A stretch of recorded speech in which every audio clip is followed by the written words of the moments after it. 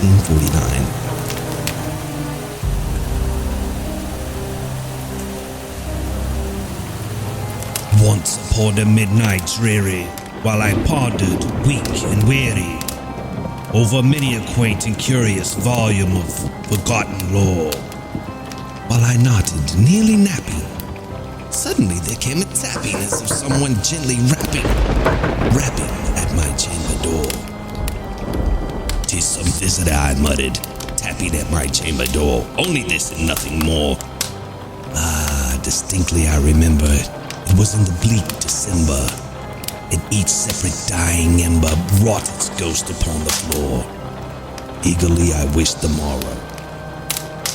Vainly I had sought to borrow from my books surcease of sorrow for the lost Lenore, for the rare and radiant maiden whom the angels name Lenore, nameless here forevermore.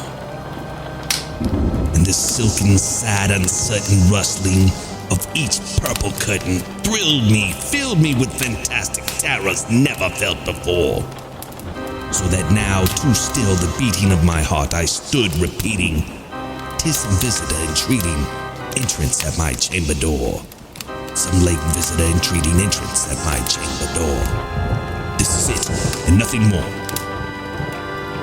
Presently my soul grew stronger, hesitating then no longer. "Sir," said I, "or madam, truly your forgiveness I implore.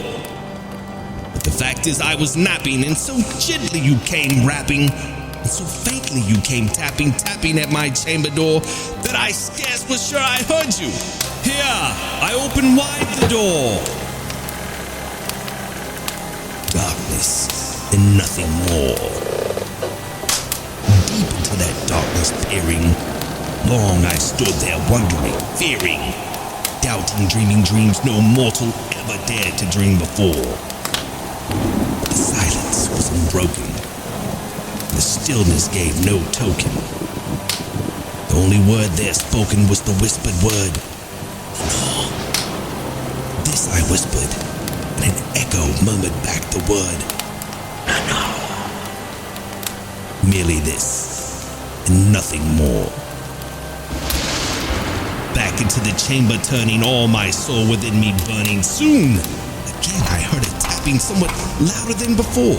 "Surely," said I, "surely that is something at my window lattice. Let me see then what thereat is, and this mystery explore. Let my heart be still a moment and this mystery explore. 'Tis the wind and nothing more." Open here I flung the shutter when, with many a flirt and flutter, in there stepped a stately raven of the saintly days of yore. Not the least obeisance made he, not a minute stopped or stayed he, but with mine of lord or lady perched above my chamber door, perched upon a bust of Pallas, just above my chamber door, perched and sat, and nothing more. Then this ebony bird beguiling my sad fancy into smiling, by the grave and stern decorum of his countenance wore. "Do thy crest be shorn and shaven, thou," I said, "art thee no craven, ghastly grim and ancient raven, wandering from the nightly shore? Tell me what thy lordly name is on the night Plutonium shore." Quoth the raven, "Nevermore." Much I marveled this ungainly fowl to hear discourse so plainly, though its answer little meaning, little relevancy bore. We cannot help but agreeing that no living human being ever yet was blessed with seeing bird above his chamber door, bird or beast upon the sculptured bust above his chamber door, with such a name as Nevermore. But the raven, sitting lonely on the placid bust, spoke only that one word, as if his soul in that one word he did outpour. Nothing further than he uttered, not a feather that he fluttered, till I scarcely more than muttered, "Other friends have flown before. On the morrow he will leave me, as my hopes have flown before." Then the bird said, "Nevermore." Startled at the stillness broken by reply so aptly spoken, "Doubtless," said I, What it utters is its only stock in store, caught from some unhappy master who, unmerciful disaster, followed fast and followed faster till the song's one burden bore, till the dirges of his hope that melancholy burden bore. Never, nevermore. But the raven still beguiling my sad fancy into smiling. Straight I wheeled a cushioned seat in front of the bird and busting door. Then upon the velvet sinking, I betook myself to linking, fancy under fancy thinking, what this ominous bird of yore with this grim, ungainly, ghastly, gaunt and ominous bird of yore meant in croaking. This I sat and engaged in guessing, but no syllable expressing to the fowl whose fiery eyes now burned into my bosom's core. This and more I sat divining, with my head at ease reclining, on the cushion's velvet lining that the lamplight gloated o'er. Because whose velvet lining, with the lamplight gloating o'er, she shall press, nevermore. Then methought the air grew denser, perfume from an unseen censer, swung by seraphim whose footfalls tinkled on the tufted floor. Wretch, I cried, thy God hath lent thee, by the angels he has sent thee, respite and nepenthe from the memories of Lenore. Quaff, oh quaff this kind nepenthe and forget this lost Lenore. Quoth the raven, nevermore.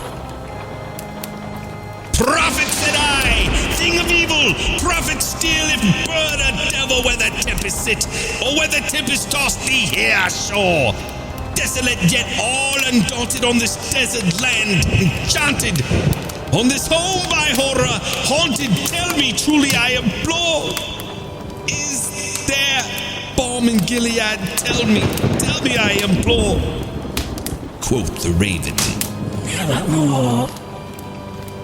Prophet, said I, thing of evil, prophet still, if a bird or devil, by that heaven that bends above us, by the God we both adore, tell his soul with sorrow laden, if with the distant aid it shall clasp a saint and maiden, whom the angels name Lenore. Clasp a rare and radiant maiden, whose angels name Lenore. Quoth the raven, nevermore. Be that word our sign in parting, bird or fiend, I shrieked upstarting, get thee back to the tempest and the night's Plutonian shore. Leave no black plume as a token of that lie thy soul has spoken. Leave my loneliness unbroken.